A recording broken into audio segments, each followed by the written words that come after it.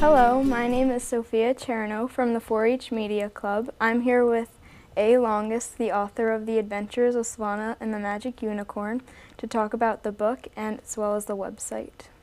I'd like to thank the 4-H Media Club for having me here to talk about my book as well as my website. So first, what inspired you to write your book? Well, I wanted to write a book that inspires family values, and I felt that writing a book teaching children how to bake or cook is a great way to get the family involved and do activities together to draw them closer. What is it about? My book is about a little girl who travels back and forth through time on her magical unicorn named Peepo, and she explores her family's culinary and cultural heritage. And also wanted to make it an easy read for children too.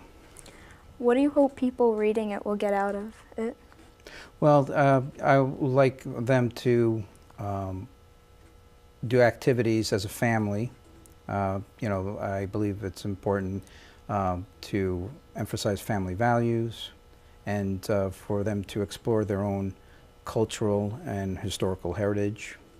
And that's important because there's not a lot of books out there that really focus on family values, and I want to restore that basically. Mm-hmm. What sort of things do you plan to have on the website? Well, we're working on getting animation, a cartoon animation for the book. We're exploring different companies, and also we like to start a gaming app. Basically, it's an educational and fun educational software based on the book's theme. And obviously this costs a lot of money, so that we're hoping to raise funds not only to promote the project, which will help Cooley's Anemia Foundation, the children that are afflicted with this terrible disease, but it's a way to get families together. And you could go to my website, ethnicfables.com. There are links there for donations, to the Cooley's Anemia Foundation, as well as others. As the time progresses, we'll have more and more charities that people could donate. And also, you could help us by being generous and donate whatever you can at ethnicfables.com. You go to our GoFundMe /ethnicfables. And donate whatever you can. Have you worked with anyone on the book? Yes, I actually worked with an international recording artist. His name is Frank Ania, E-N-E-A. He has a studio in Mount Kisco. Also, he has a website for it. It's called satellitemusicstudios.com, where you could see his work. And he's worked with renowned international artists around the world. And what we're doing is trying to create a narration, like a talking ebook, where it's full of narration, music, and sound effects.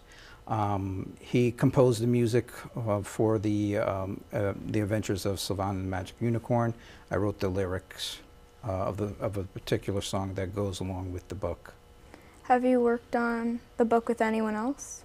Yes, actually, his son, Liam Jagger, is also a music maven. He's only 14, and he's working with me to, we're developing a segment that we hope to put on the website called Valeria's Corner. So we created a catchy tune. I composed it and played an instrument on it, and he did the arrangement, the musical arrangement for it. And again, you go to ethnicfables.com, and there will be plenty of links there that you could explore further. Where did you first get the idea of the book? Well, I was at my sister's, and she was reading a rhyming book to my then baby niece, Silvana, which is the main character of the story. And I felt that the book that she read to her missed a lot of obvious rhymes. So I said to myself, I could do a better job. Mm-hmm. But since I have a background in elementary education, I wanted to make a book, not so much a rhyming book, but something that would incorporate fun and education in it. And that's why I came up with The Adventures of Silvana and the Magic Unicorn, to tell a story about a little girl that goes back and forth through time and explores her family's traditions. How did you go about putting the book together? Well, I started with a manuscript. This was around the time where more and more manuscripts were being sent electronically to, rather than physically, to publishing companies. And basically, also wanted to make it appealing to children. And I figured I would like to use some beautiful illustrations. So I enlisted the help of a professional illustrator, and she painstakingly went through the costumes that are on the illustrations and make sure it's correct to the time period they're supposed to be in, because Silvana travels back and forth through time, different periods of time, and people wore different types of clothing at that time. Mm-hmm. What culinary dishes were described in the book? Well, in the book, Silvana's favorite dishes are pizza and pasta, as I'm sure all over the world, all the children and adults too. And we have a recipe there, but you're free to create your own recipes. Pizza is universal, pasta is universal. When was the book written? The book was actually published in 2004. And in addition to there being a downturn in the economy, and it was harder and harder to get investors and to fund the project, I also was beset by illness, and this happened off and on for about 10 years. So I managed, however, in the process to create the website. I also created a web presence on Facebook.com. You could go to Facebook.com/Ethnic Fables, and I also have another page that's particular to the book, Facebook.com/The Adventures of Silvana and the Magic Unicorn. And I also created a Twitter page. You could go to Twitter.com/Ethnic Fables. Did you do any translations on the book?